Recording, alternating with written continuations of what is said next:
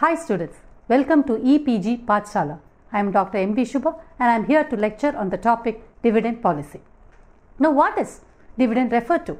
Dividend refers to that portion of a firm's net earnings which are to be paid to the shareholders or ordinary shareholders. Dividend refers to the income that has been earned by the company which has to be paid to the equity shareholders. If the company does not want to pay dividends, the alternate is to retain the earnings with the company itself in order to take care of future investment opportunities of the company. As there is no legal commitment on the company to compulsorily pay dividends, company have two options.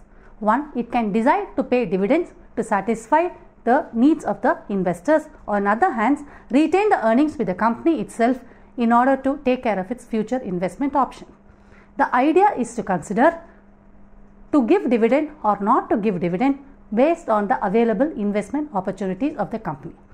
That is why this dividend decision becomes very important financial decision for a financial manager, because this is crucial as to whether the company has to retain the profits or give it to the shareholders. Now, what are the determinants of dividend policy? A dividend policy refers to the stand that the company takes when it comes to payment of dividend to the equity shareholders.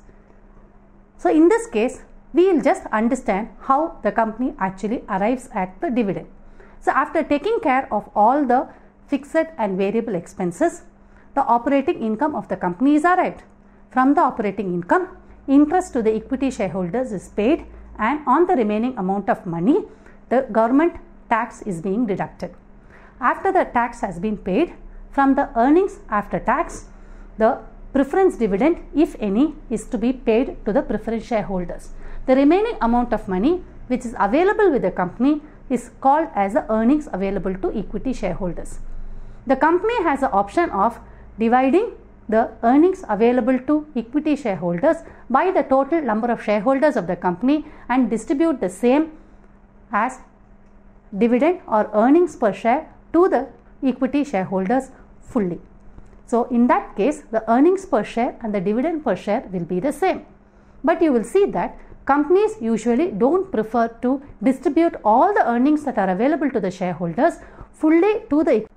Now, one of the important factors which determines the dividend policy of a firm is the dividend payout ratio. The dividend payout ratio refers to nothing but the percentage of net earnings which are distributed to shareholders as dividends. So, this dividend payout ratio will clearly tell how much portion of money is retained as earnings with the company and how much portion is distributed to the equity shareholders. So, companies will choose a dividend policy or choose a dividend payout ratio in such a way that some amount of money is kept for development activities of the company and a reasonable amount of money is given to the shareholders in such a way that shareholders are also happy, the company's financial requirements also is taken into consideration. This leads to the maximization of the wealth of the shareholders, and therefore one of the important activity of the company is to choose a correct DP ratio.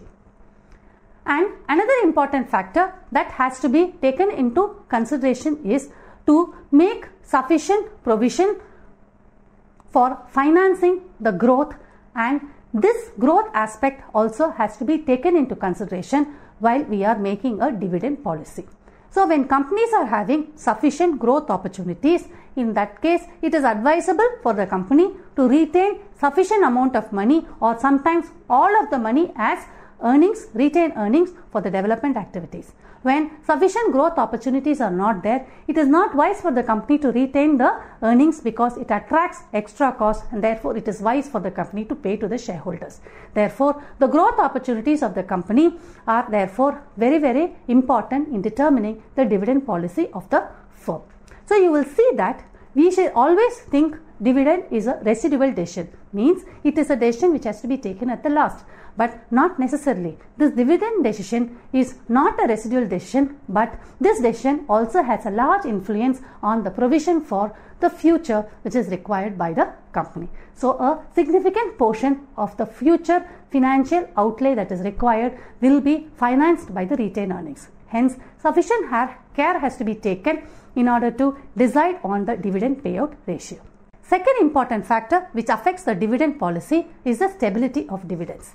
So when you say stability, it talks about continuity, and you will see that the amount of money which is paid as dividends is remaining almost constant at all the time. It is not possible for you to have a constant dividend all the time, but when I say stability, it is in some particular increasing order. So usually investors who have invested in equity shares prefer stable dividends.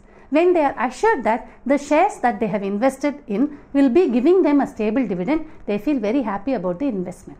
When they are happy about the investment, it is reflected in the investor sentiment in the stock market, and therefore the market value of the shares also remains largely unaffected because of this factor. So when I say stability, it refers to consistency or lack of variability. So to a large extent, if the company is able to maintain a dividend which is consistent and which doesn't vary much, it will satisfy a large portion of the shareholder. You will see that sometimes company, in order to maintain stability of dividends, will see that certain minimum amount of dividend is paid regularly. So come what may, if the certain amount, a certain minimum amount is paid, the shareholders are happy. So generally, companies follow this by following three different policies. One is the constant dividend per share. When I say constant dividend per share, they fix the amount of dividend on a per share basis. Irrespective of the earnings that are earned by the company, a company decides to pay ₹2 or ₹5 on a share on a continuous basis and therefore maintain a constant dividend policy. Another alternative is a constant payout ratio. So instead of fixing a minimum rupee as a dividend, sometimes companies maintain a certain payout ratio. Say 10% of the earnings will definitely be paid as dividend.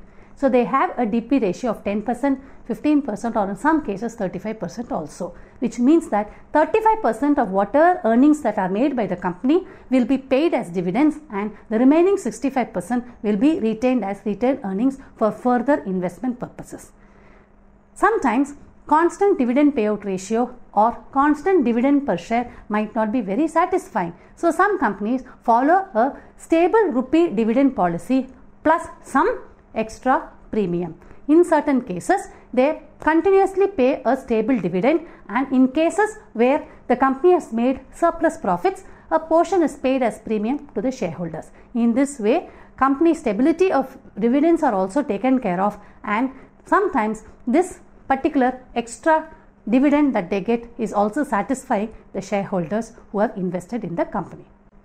Third, another important factor which affects the dividend policy or framework of the firm is the legal, contractual and internal constraints and restrictions that are imposed on the company. First, we will see the legal requirements. So you will see that there are certain legal conditions under which dividends must be paid. So you will see that all the companies are governed by the Companies Act, and there are certain legal convenience which give certain privileges to the equity shareholders. So you will see that according to the legal restrictions, we have to understand that companies can't pay dividend out of their paid up capital. So you don't pay income out of the capital that you have.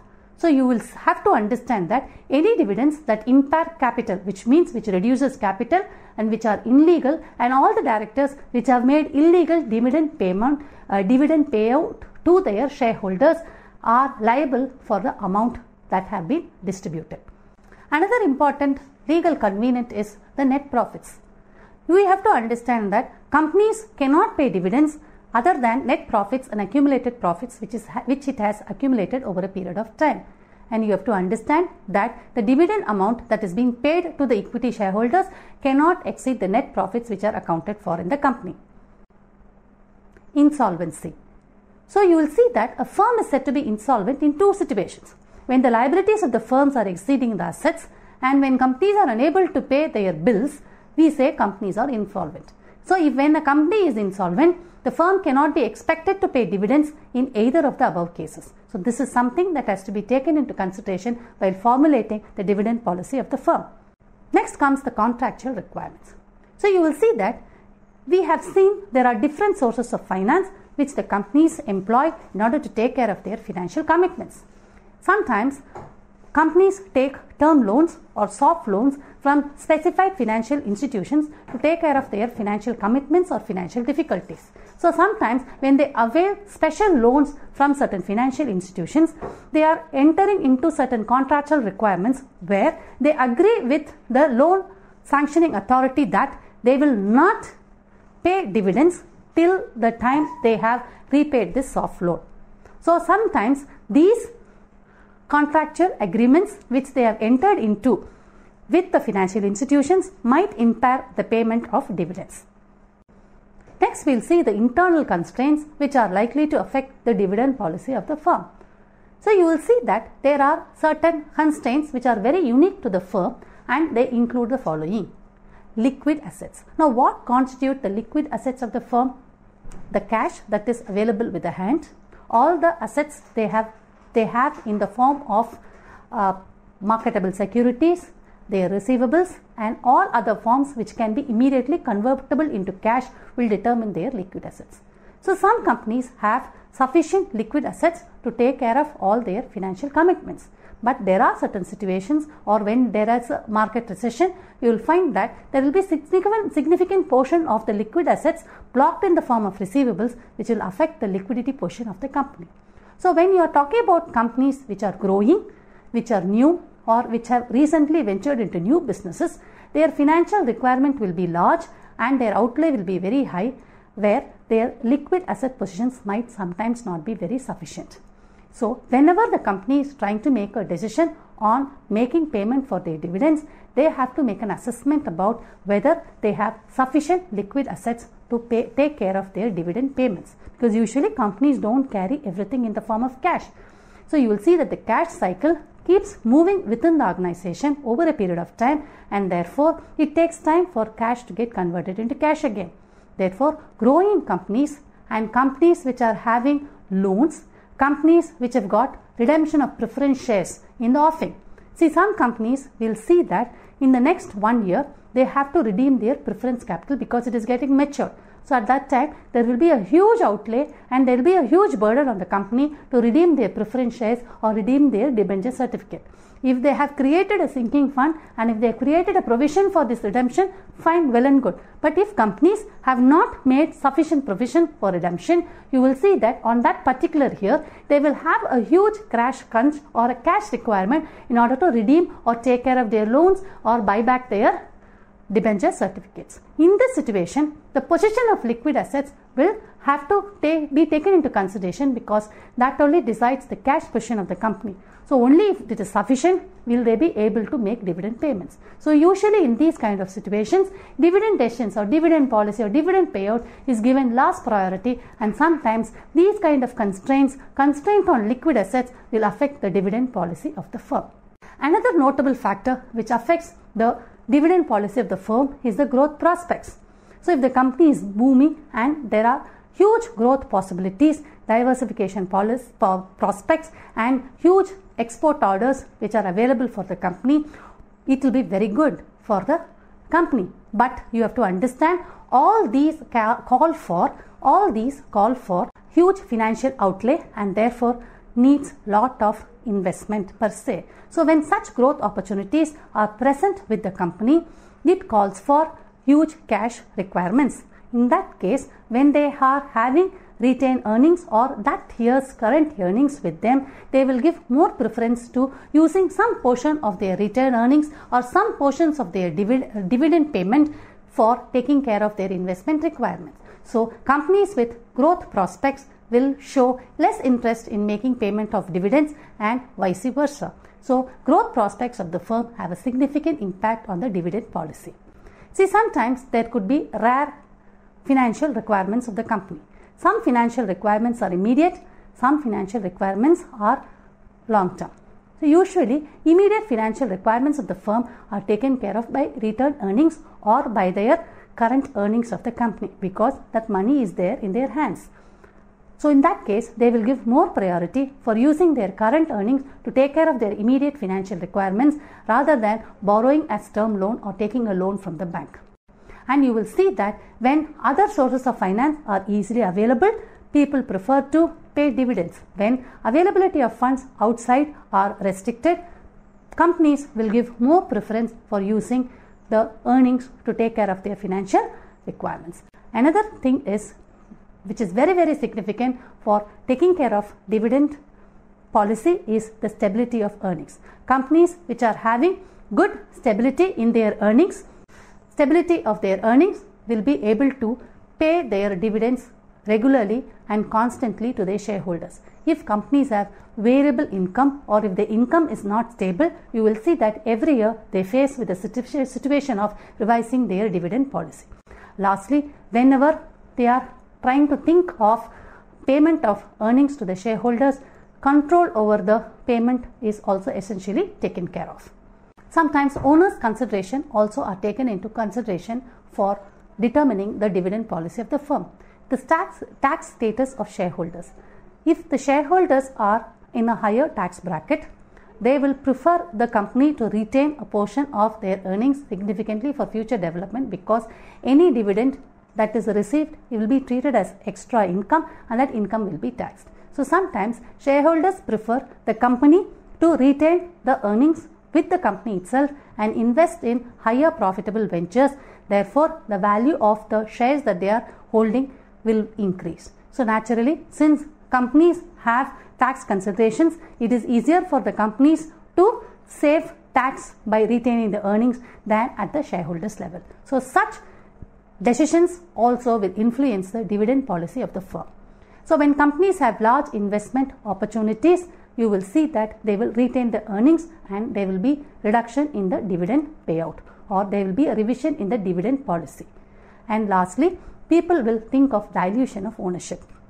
Sometimes you will see that instead of paying cash dividends, dividends are paid as bonus shares. In that case, instead of paying dividends as cash, dividends are converted into share certificates and issued in the name of bonus shares. So when extra shares are issued to the shareholders, the shareholding proportion increases and the percentage of voting percentage increases, thereby diluting the ownership of the company. So these factors will be taken into consideration whenever dividend policies are made. So the tax status of shareholders, investment opportunities, and consideration over dilution of ownership significantly affect the dividend policies of the firm. Another important factor is the capital market consideration. This is very, very important. There are different types of companies which are ranging from low market cap to high market cap. Now, what do we mean by the term market capitalization? Market capitalization refers to the value capitalization made as per the value of the market, or in other words, it is the market value that is created as per the value that is perceived by the shareholders of the company.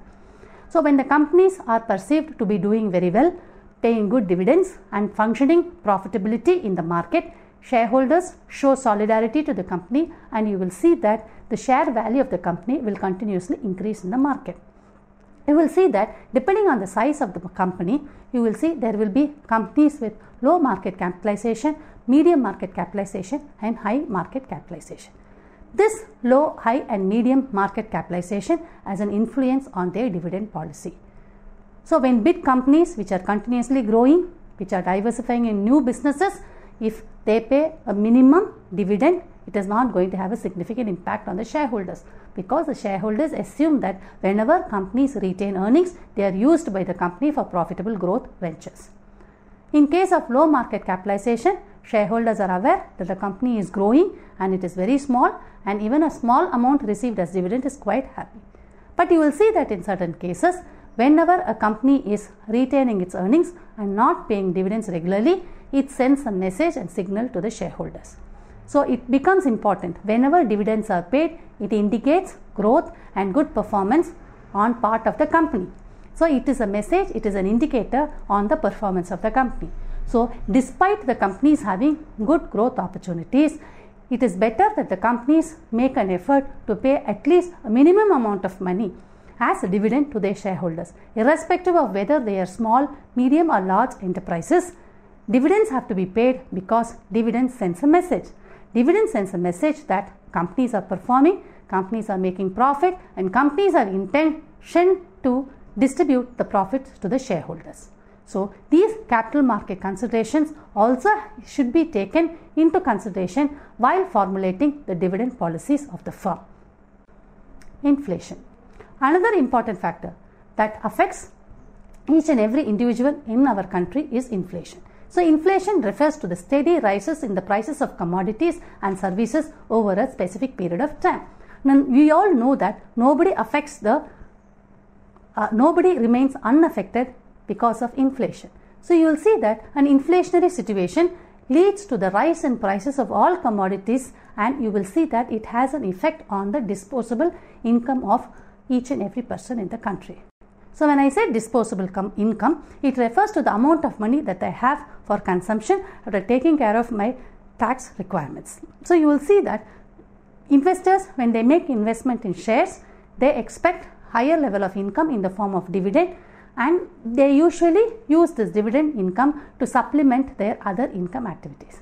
So when there are steady rise in prices, and when the prices of commodities go up in the market, and when there is a reduction in the disposable income, their expectation from the company to pay dividends and their expectation on the company to pay higher level of dividends in order to compensate for the inflationary effect also will be high. You cannot avoid the investors having expectations on the company to pay them more in these kind of situations. But it has to be understood that companies are not exempted from these inflationary situations, and you will see that during inflationary situations, the raw material prices, the cost of salaries and wages and other expenditures which the company faces also steadily goes up. So this is a crisscross kind of a situation where company is also faced by inflationary pressures and the investors are also undergoing inflationary pressures. So in this situation, the companies have to design their dividend policy carefully to see that the pressure is slightly less on the company while paying dividends, and it is good for the shareholders because their requirement to take care of their immediate consumption requirements are also taken care of. So this is a tricky situation, and this is a place where financial managers have to cleverly design a dividend policy which is favorable to the company as well as their equity shareholders. So in this kind of situations, it is always wise and nice for the companies to go issue bonus shares. So when the company is not able or not in a position to make payment in the form of cash, or sometimes there is surplus cash which needs to be accounted for, it either has to be invested in investment opportunities or that cash has to be distributed to the profits. So you will see that companies have some pressure in distributing profits in the form of cash to the shareholders. In that case, companies convert these dividends into bonus shares, and these shares are being distributed on a pro rata basis to all the shareholders. Therefore, the companies can take the path of issuing bonus shares. This way, try to satisfy the requirements of the shareholders. So in this particular class, we saw about the various factors which affects the dividend policy of the firm. So in a nutshell, dividend decision cannot be considered to be something as a residual decision, but this is a forerunner to the future planning of the company. When the company has good growth prospects, companies can choose to pay more retained earnings and retain it with the company and pay less dividends to the shareholders.